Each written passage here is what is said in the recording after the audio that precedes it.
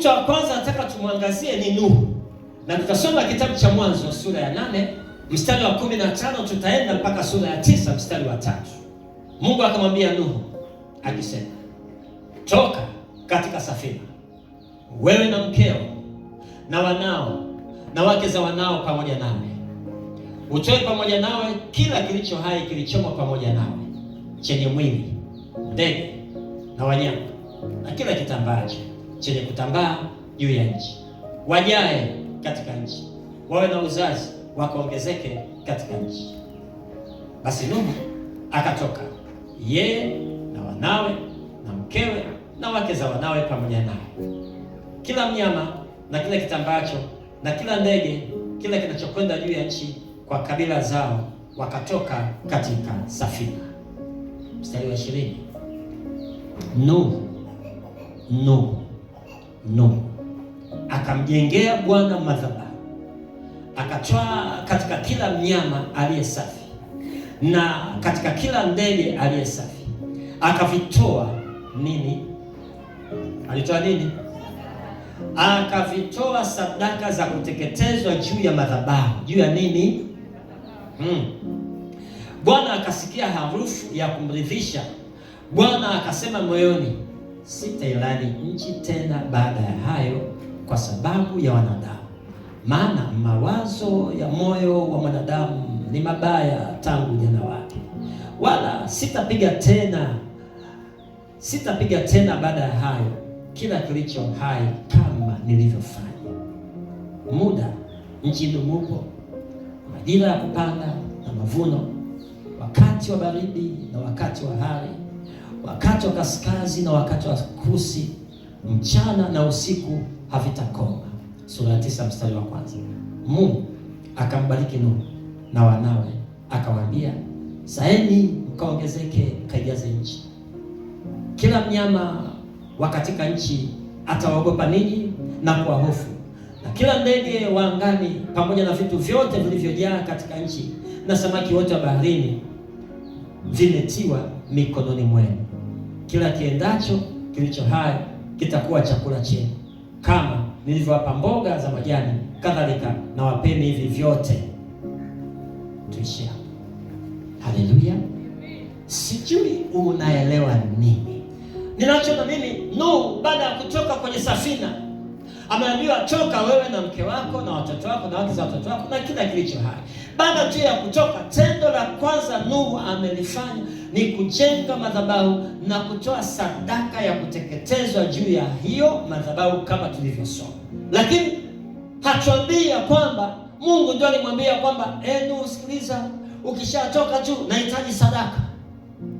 Hakumwambia Nuhu, ukishatoka tu nitolee sadaka ya kuteketezwa, wanyama walio safi, ndege walio safi, sijui nini. Siye Mungu aliyesema. Lakini Nuhu mwenyewe ametoka kwenye madhabahu, ametoka kwenye safina. Baada ya kutoka tu na familia yake na wanyama wote, anasema no, baada ya kutoka kwenye safina, hebu nitoe sadaka, nitengeneze madhabahu ya sadaka, nitoe sadaka kwenye hiyo madhabahu. Ninachokiona mimi na ninachokifikiri mimi moyoni mwangu ni kwamba ndani ya moyo wa Nuhu kulijaa shukrani, kwa sababu ameangalia jinsi majirani zake walivyoteketea, ameangalia jinsi watu walivyokufa na ile gharika. Yeye ametoka salama na watoto wake na familia yake na wakwe zake na kila kitu. Akasema hapa lazima nitengeneze madhabahu, nitoe sadaka. Na ilikuwa ni sadaka, mimi naamini ilikuwa ya shukrani. Na ndio maana Mungu, Biblia inasema kwamba akasikia harufu nzuri kutoka kwenye madhabahu yeye Nuhu ametengeneza, kutoka kwenye ile sadaka. Mungu akasikia harufu nzuri, maana yake akakubali, akapokea ile sadaka ya Nuhu. Sadaka aliyotoa, mimi nikiangalia maandiko vizuri, ninamwona Mungu anajilaumu, ninaona Mungu anasikitika, ninaona Mungu anahuzunika. Kwa nini? Kwa sababu ya sadaka ambayo Nuhu ameitoa, alafu inamfanya Mungu aumie. Mungu anasema sitailani tena nchi baada ya hayo. Maana baada ya gharika, hapana, sitailani tena nchi, wala sitawaua tena walio hai. Sadaka aliyotoa Nuhu ikamfanya Mungu arudi angalie ni nini. Akasema hapana, akaachilia za kutokuleta tena uharibifu juu ya nchi kwa gharika. Halitatokea gharika lolote ambalo kwa sababu ni ahadi ya Mungu. Ndio maana tunapokuwa na ufahamu, sijui mafuriko, sijui nini, lazima tumrudie Mungu, tumwambie no. Ulimwambia Musa, ulimwambia Nuhu ya kwamba hakutakuwa haya mafuriko. Yanatoka wapi mpaka watu wanakufa? Kwa sababu ni ahadi yako. Unajua ahadi ya sadaka ya Nuhu bado tunajua sadaka zinasemaga, si ndio? Bado tunaambia Mungu, kwani Nuhu si alitoa sadaka na ukasema ya kwamba mafuriko tena gharika itakuja? Mbona kuna na mafuriko anaondoa watu kama alivyoondoa wakati wa Nuhu? Kwa sababu hiyo, unajua ni nini? Lazima tuweze kuwa na ufahamu wa ziada wa rohoni wa kushughulika na Mungu. Bwana Yesu asifiwe sana. Mungu akasema hapana, sitaharibu tena nchi kama nilivyofanya. Sitapiga tena vilivyo hai, vilivyoua kama hapo nilivyofanya. Sitafanya hivyo. Hizo zilikuwa ni baraka. Haleluya.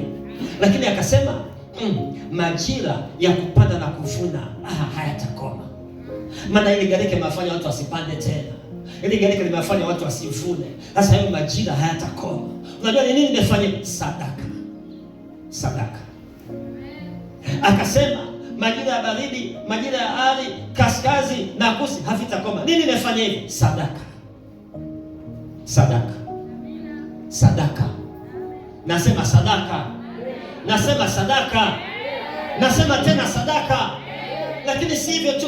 Mimi naona Nuhu naye kwa sababu ya sadaka yake akabarikiwa. Maana ile sura ya 9 Biblia inasema Mungu akambariki Nuhu na wanawe, akawaambia zaeni mkaongezeke mkajaze nchi. Nuhu naye akapokea baraka kwa ajili ya sadaka. Baraka akakutana naye, baraka ya kuzana wakaongezeka. Kwa familia ya Nuhu ikawepo baraka na ongezeko kwa sababu ya sadaka aliyotoa. Haleluya. Si hivyo tu, si baraka maongezeko tu, lakini baraka pia ya kula nyama. Nimesemaje? Sisi kwa sababu alivyosema, alisema hivi, mstari wa 2 na 3 anasema kila mnyama katika nchi ataogopa ninyi na kwa hofu, na kila ndege wa angani pamoja na vitu vyote vilivyojaa katika ardhi na samaki wote wa baharini vimetiwa mikononi mwenu. Kila kiendacho kilicho hai kitakuwa chakula chenu, kama nilivyowapa mboga za majani, kadhalika na wapeni hivi navyo, si ndio?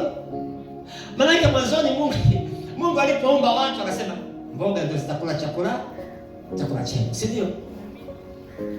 Si ndio maandiko hivyo? Kwa kitabu cha Mwanzo sura ya 2, si? Kwa baraka ya kula nyama kwa Nuhu ilitokana na sadaka ya Nuhu pale kwenye madhabahu. Akasema sasa hii sadaka yako Nuhu, sikiliza, utakuwa unakula mboga tu, utakuwa unaweka mboga 2, mboga za majani na nyama.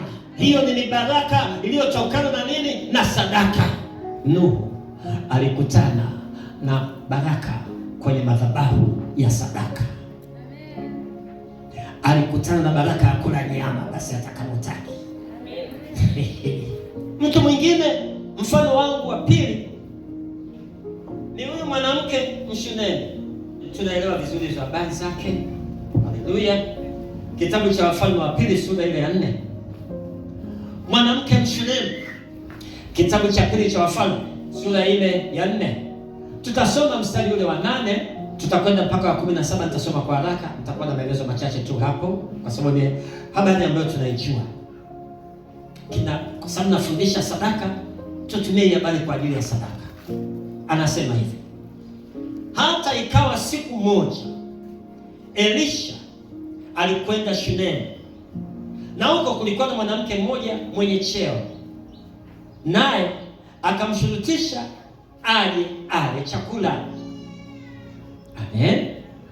Akamshurutisha aje ale nini? Inaonekana huyu ndugu Elisha aligoma. Jamani, karibu uingie ule. Jamani, tuna haraka. Ndipo anapita ule. Mimi mzangu na haraka. Wewe unamtoka na mtumishi wangu, tunawahi huduma mahali. Ingia bwana ule. Akamshurutisha. Okay. Kaingia, nikafanyaje? Anaendelea mstari. Ikawa kila alipopita njia ile huingia kula chakula. Inaonekana alipoa bwana, wewe ukipitaga hapa wewe ingie tu ule. Amen. Mstari wa 9. Yule mwanamke akamwambia mumewe, tazama, mimi naona ya kuwa mtu huyu apitaye kwetu mara kwa mara ni mtu mtakatifu wa Mungu, na kuomba tumfanyie chumba kidogo ukutani, na ndani yake tumwekee kitanda na meza na kiti na kinara cha taa, na itakuwa tujiapo ataingia humo. Ikawa siku moja akafika huko, akaingia katika chumba kile, akalala. Akamwambia Gehazi mtumishi wake, mwite yule mwanamke, mwite yule Mshunami. Na alipokwisha kuitwa, akasimama mbele yake, akamwambia, sema naye sasa. Tazama, wewe umetutunza sana namna hii, utendewe nini basi? Je, uombewe neno kwa mfalme au kwa amiri wa jeshi? Yule mwanamke akamjibu, mimi ninakaa katika watu wangu mwenyewe. Baraka hapo anamtafuta mtu, si ndio? Utendewe nini? Baraka hapo anamtafuta mtu, anamtafuta mtu. Baraka, utendewe nini? Amen, Bwana asifiwe sana. Akasema, mimi nakaa katika watu wangu mwenyewe. Akasema, basi atendewe nini? Anamuuliza Gehazi, atendewe nini?